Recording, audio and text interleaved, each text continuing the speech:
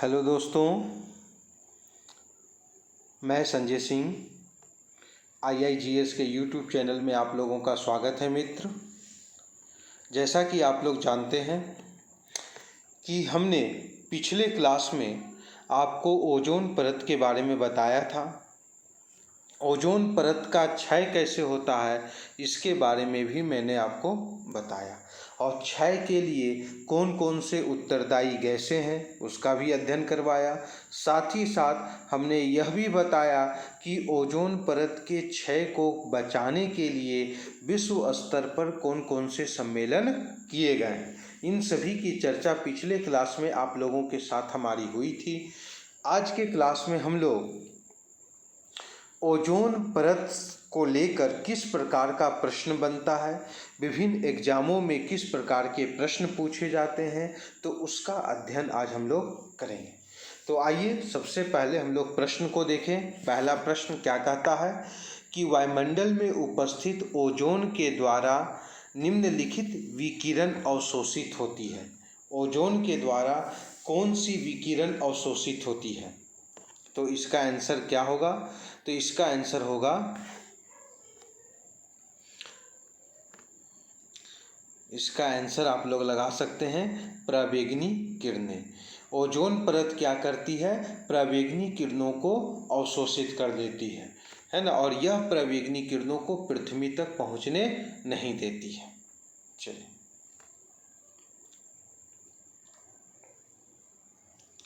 दूसरा प्रश्न क्या कहता है? ओजोन बायोस्फीयर को बचाती है। ओजोन का जो क्षेत्र है वह ओजोन बायोस्फीयर को बचाती है। तो कौन बचाती है? ओजोन बायोस्फीयर हमें किससे बचाती है? तो ओजोन बायोस्फीयर हमें अल्ट्रावायलेट रे से बचाती है।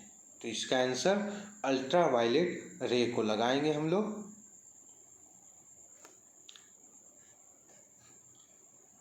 अल्ट्रावायलेट रे, ओजोन बायोस्फीयर हमें किससे बचाती है? अल्ट्रावायलेट रे या फिर कहें प्रवेगिनी किरणें, है ना। अल्ट्रावायलेट रे को हिंदी में हम लोग प्रवेगिनी किरणें कहते हैं। ठीक है। वायुमंडल में ओजोन परत क्या करता है? वर्षा करती है, प्रदूषण उत्पन्न करती है, पृथ्वी पर प्रवेगिनी किरणों से जीवन की रक्षा करती है, वायुमंडल में ऑक्सीजन उत्पन्न करती है। तो क्या करती है? पृथ्वी पर प्रवेगिनी किरणों से जीवन रक्षा करती है।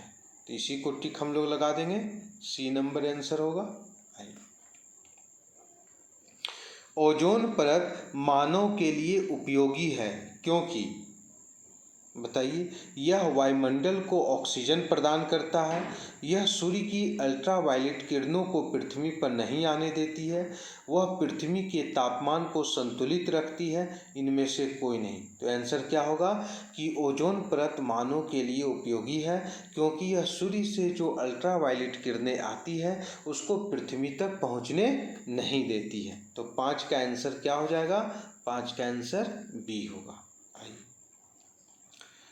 निम्नलिखित युग्मों में से कौन सुमेलित नहीं है? रेनेटिंग पनीर, जैव प्रौद्योगिकी, प्लास्मिड्स, गोल्डन चावल, विटामिन ए, ओजोन परत, ट्रोपोस्फेयर।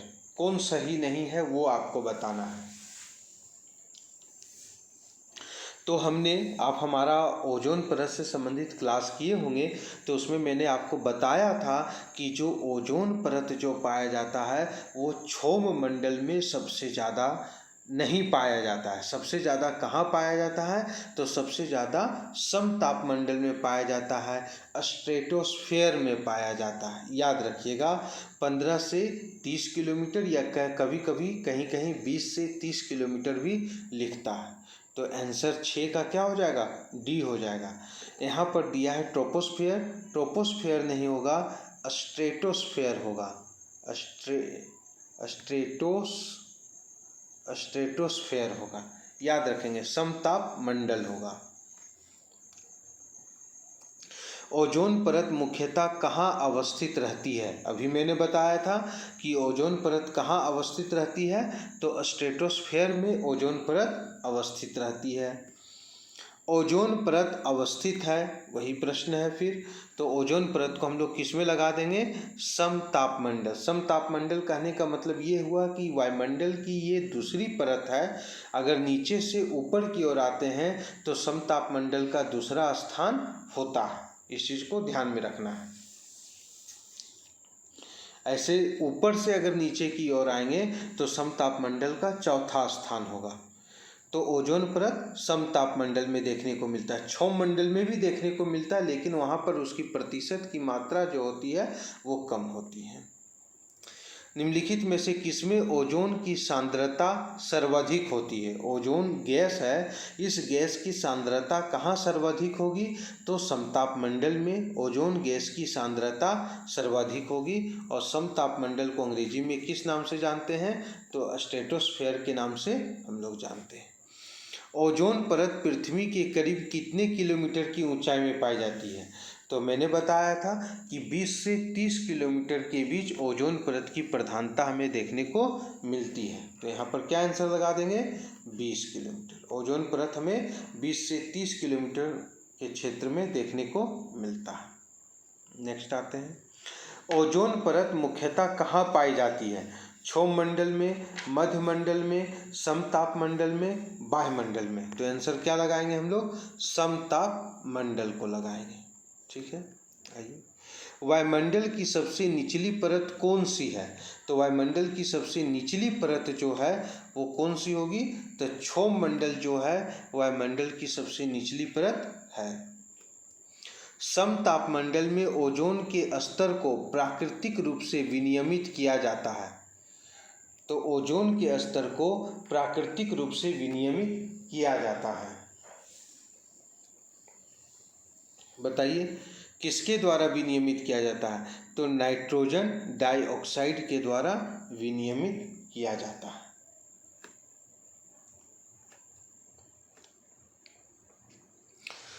कौन क्लोरोफ्लोरोकार्बन के लिए सत्य नहीं है? यह प्रशीतकों के रूप में प्रयोग में लाई जाती है। यह ग्रीन हाउस प्रभाव में योगदान नहीं देती है। यह समतापमंडल के ओजोन घटाने में उत्तरदायी है। यह निचले वायुमंडल में अक्रियाशील है। आपको बताना है क्लोरोफ्लोरोकार्बन के संबंध में क्या सत्य नहीं है।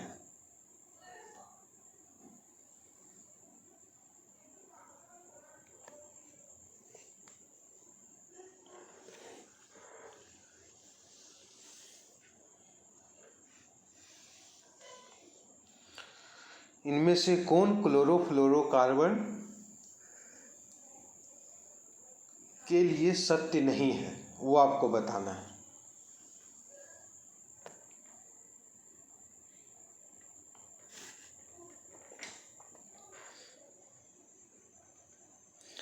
देखिए तो कौन सा सत्य नहीं है? यह ग्रीन हाउस प्रभाव में योगदान नहीं देती है। तो यह सत्य नहीं है, याद रखेंगे। यहाँ पर क्या होगा? ग्रीन हाउस प्रभाव में योगदान देती है।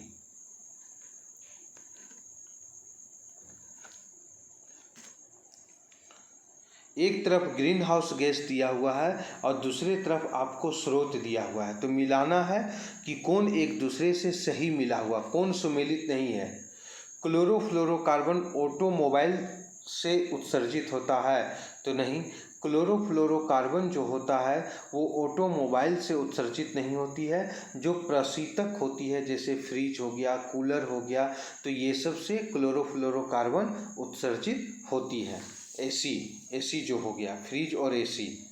तो आंसर क्या हो जाएगा इसका? तो बी हो जाएगा इसका आंसर। ये सुमेलित नहीं है। नहीं तो carbon dioxide thermal power station से, नाइट्रस ऑक्साइड जलमग्न धान के खेतों से, और सल्फर डाइऑक्साइड ईंट के भट्टे से। तो ये तीनों को भी आप लोगों को याद कर लेना है। पहला क्लोरोफ्लोरोकार्बन, यहाँ ऑटोमोबाइल नहीं होगा, यहाँ पर कर दीजिएगा आप लोग एसी, है ना, एयर कंडीशनर से क्लोरोफ्लोरोकार्बन उत्सर्जित होता है। उसके अलावा carbon dioxide thermal power station से, ये सही है। नाइट्रस ऑक्साइड जलमग्न धान के खेतों से, ये भी सही है। और सल्फर डाइऑक्साइड ईंट के भट्टे से निकलता है ना। तो यहाँ 4 क्वेश्चन दिया हुआ है, चारों का चारों इम्पोर्टेंट क्वेश्चन है। क्लोरोफ्लोरोकार्बन में आप लोग एसी कर दीजिएगा। एयर कंडीशनर से क्लोरोफ्लोरोकार्बन उत्सर्जित होता है, ना कि ऑटोमोबाइल से। ओजोन छिद्र के लिए कौन उत्तरदायी है? ओजोन छिद्र के लिए कौन उत्तरदायी है? तो CFC क्लोरोफ्लोरोकार्बन ओजोन छिद्र के लिए उत्तरदायी है। तो हम लोग आंसर किस में लगा देंगे? CFC में लगा देंगे। वायुमंडल में उपस्थित ओजोन परत अवशोषित करती है। तो ओजोन परत किसको अवशोषित करती है? तो ओजोन परत अल्ट्रावायलेट रे को अवशोषित करती है। ओजोन छिद्र का कारण क्या है? तो ओजोन छिद्र का कारण अभी हमने बताया था, क्लोरोफ्लोरोकार्बन ओजोन छिद्र का कारण है। निम्नलिखित में से कौन सी गैसें ओजोन परत के ह्रास के लिए उत्तरदायी है? तो इसका भी आंसर क्या हो जाएगा? क्लोरोफ्लोरोकार्बन ओजोन परत के गैस ह्रास के लिए उत्तरदायी है। निम्नलिखित में से कौन सी गैस ओजोन परत के अवक्षय के लिए उत्तरदायी है? तो इसका भी आंसर आप लोग क्या कर देंगे? क्लोरोफ्लोरोकार्बन कर देंगे। मतलब क्लोरोफ्लोरोकार्बन बहुत ज़्यादा इम्पोर्टेंट है ओजोन परत के ह्रास के लिए। ओजोन परत को सर्वाधिक नुकसान पहुंचाने वाले प्रदूषक कौन है? तो इसका भी आंसर हम लोग क्या करेंगे? क्लोरोफ्लोरोकार्बन।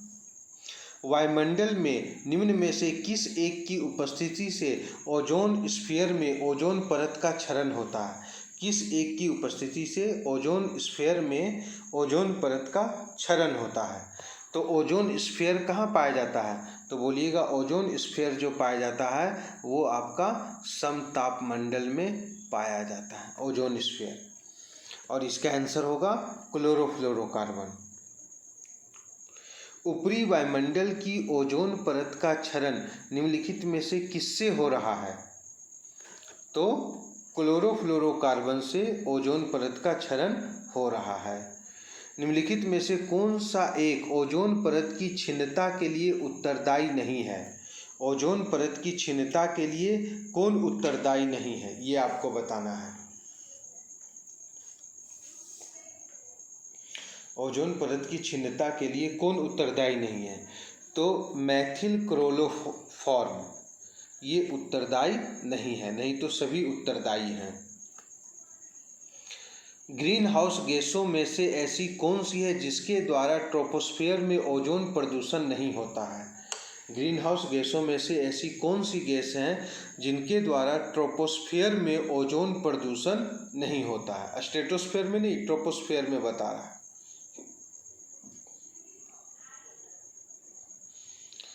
तो कार्बन मोनोऑक्साइड, इसका आंसर क्या होगा? कार्बन मोनोऑक्साइड होगा। ओजोन छिद्र का निर्माण सर्वाधिक है।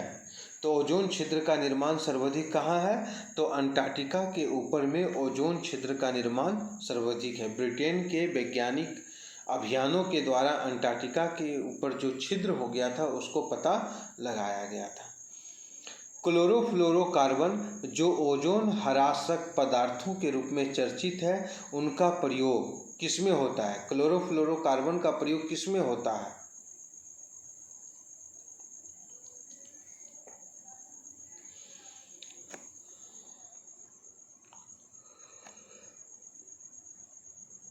बताइए किस में होगा?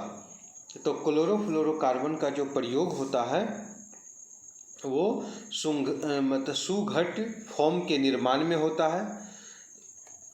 इसका आंसर जो होगा 1, 3, 4, 1 भी होगा, 3 भी होगा, 4 भी होगा। एरोसेल जैसे हम लोग देखते हैं स्प्रे में क्लोरोफ्लोरोकार्बन का उपयोग होता है। अंटार्कटिका क्षेत्र में ओजोन छिद्र का बनना एक चिंता का विषय है। इस छिद्र के बनने की संभावित कारण क्या थी? तो इस छिद्र के बनने की संभावित कारण क्या थी? तो विशिष्ट ध्रुवीय वाताग्र और समतापमंडलीय बादलों की उपस्थिति और क्लोरोफ्लोरोकार्बन का अंतर्वाह, है ना। अभी आप सिर्फ इसी को आंसर याद करेंगे, बी नंबर इसका आंसर होगा। इसके बाद हम लोग वाताग्र के बारे में भी पढ़ेंगे। जब हम लोग भूगोल में आएंगे वायुमंडल की संरचना, तो वहाँ समतापमंडल के बारे में भी हम लोग विस्तार पूर्वक देखेंगे। फ्रिज में कौन सा गैस प्रयोग होता है? फ्रिजों में कौन सी गैसें भरी होती हैं? आपको बताना है कि फ्रिजों में कौन सी गैसें भरी होती हैं। तो मैफ्रॉन गैस जो होती हैं वो फ्रिजों में भरी होती हैं। और मैंने आपको बताया था कि क्लोरोफ्लोरोकार्बन का व्यापारिक नाम क्या है, तो मैफ्रॉन है ना। क्लोरोफ्लोरोकार्बन का व्यापारिक नाम याद रखिएगा, क्लोरीन, फ्लोरीन और कार्बन तीनों का सम्मिलित रूप है ना, मानव के द्वारा निर्मित गैस है।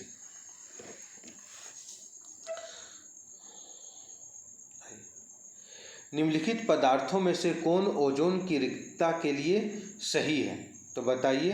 तीनों गैस, कार्बन टेट्राक्लोराइड भी और क्लोरोफ्लोरोकार्बन भी और हैलोन्स भी, है ना। तो इसमें तीनों लगा दीजिएगा, आंसर आपका होगा तीनों गैस।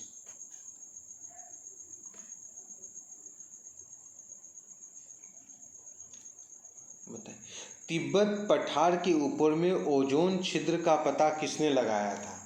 तो तिब्बत पठार के ऊपर में ओजोन छिद्र का जो पता लगाया है वो J.W. कैटमूर ने लगाया है।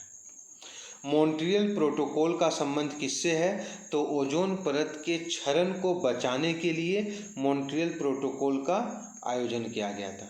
फिर वही प्रश्न है, मॉन्ट्रियल प्रोटोकॉल का संबंध किससे है, तो हम लोग लगा देंगे ओजोन परत के क्षय को रोकने के लिए मॉन्ट्रियल प्रोटोकॉल का संबंध है।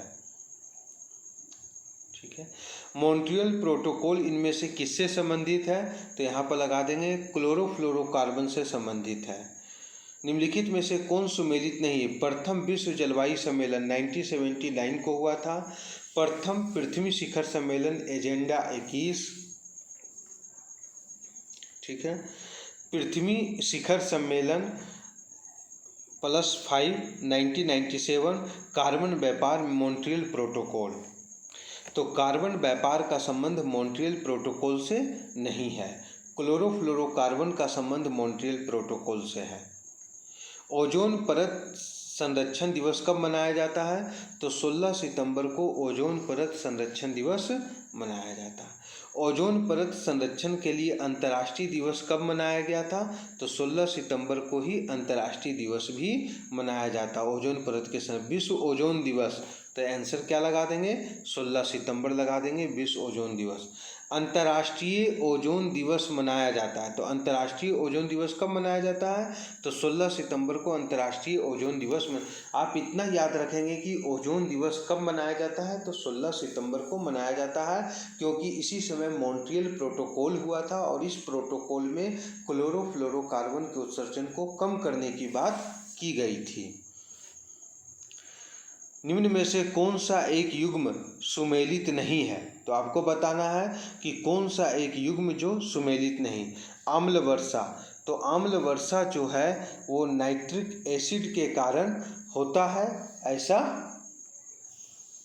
नहीं है ना। तो आम्ल वर्षा नाइट्रिक एसिड के कारण नहीं होता है, सल्फर डाइऑक्साइड के कारण होता है, याद रखिएगा। तो आंसर क्या लगा देंगे इसमें, बी नंबर, ये सुमेलित नहीं है। निम्नलिखित में से कौन एक ओजोन के अवक्षय करने वाले पदार्थों के प्रयोग पर नियंत्रण के लिए उन्हें चरणबद्ध रूप से प्रयोग बाह्य करने के मुद्दे से संबंधित है, तो मॉन्ट्रियल प्रोटोकॉल। आंसर क्या होगा, मॉन्ट्रियल प्रोटोकॉल होगा।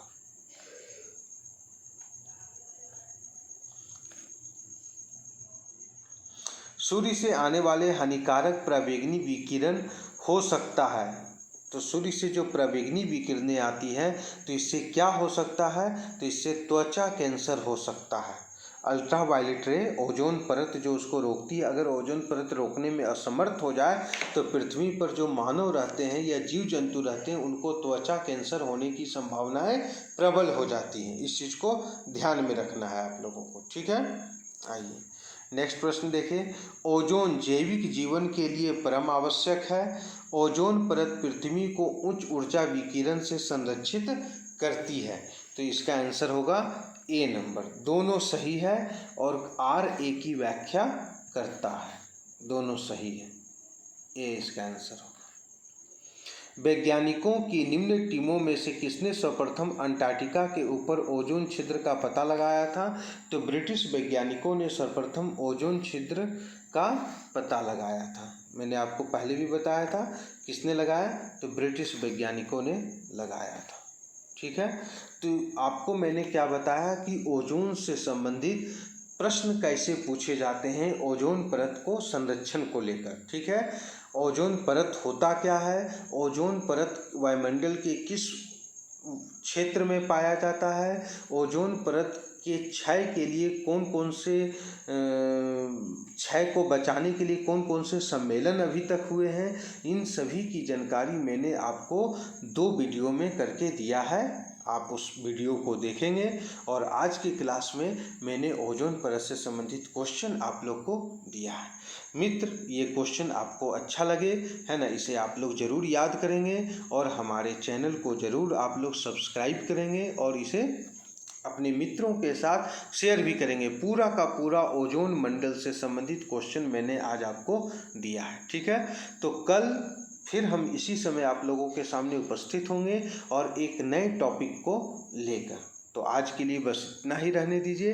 जय हिंद, जय भारत।